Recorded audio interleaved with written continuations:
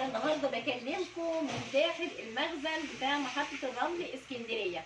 عايزه اوريكم الجوده بتاعه الكتالوج، خدتنا في حته تاني خالص خالص خالص. فيا ريت نركز كده مع بعض.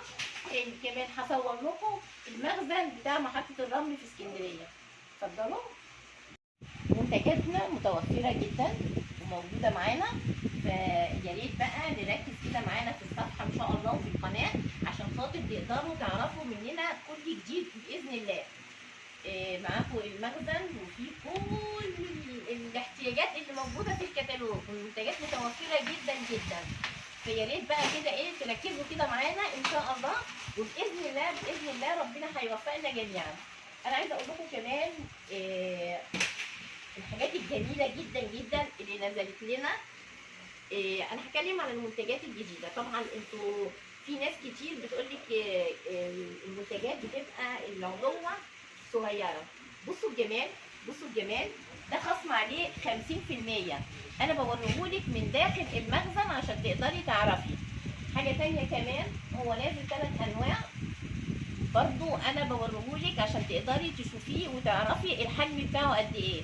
الخصم بتاعه 50%. بعض الشركات المنافسين ان هي عندها نفس الموجود عندنا الجوده وكل حاجه، بس بيتباع بسعر تاني خالص فوق الخيال. طبعا عندنا الاستيراد في منتهى الجمال، تقدري تستعمليه. اللي انا بقوله ده كله مكتوب في قلب الكتالوج، تستعمليه ازاي وتشتغلي عليه ازاي ده موجود مع حضرتك. كمان انتوا عارفين بقى الشتاء داخل علينا، والمدارس والشوزات والشنط وكل دوت محتاج ايه؟ محتاج ان احنا نلمعه. فالحاجات دي اهي متوفره في مايويه. يلا شدوا حيلكم واشتغلوا وشوفوا الدنيا هتمشي معاكم ازاي. في حاجه تانية كمان، اول 10 اعضاء هيخشوا معانا ويشاركوا ويشوفوا الفيديو. اول 10 ركزوا معايا ليهم عضويه مجانيه، بس بشرط تكوني على الاقل عامله 50 نقطه.